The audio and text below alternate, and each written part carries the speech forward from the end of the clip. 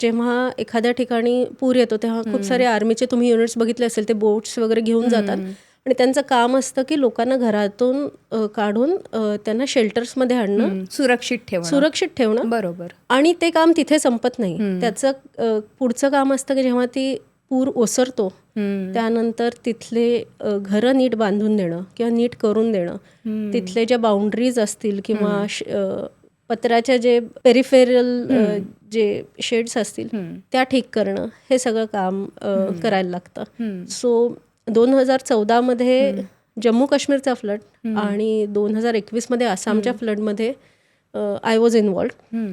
So Jammu काश्मीरचा flood, कारण मी जोधपूरमध्ये होते आणि आमचा फ्लड रिलीफ कॉलम आम्ही राजस्थानमधून JNK पाठवला होता.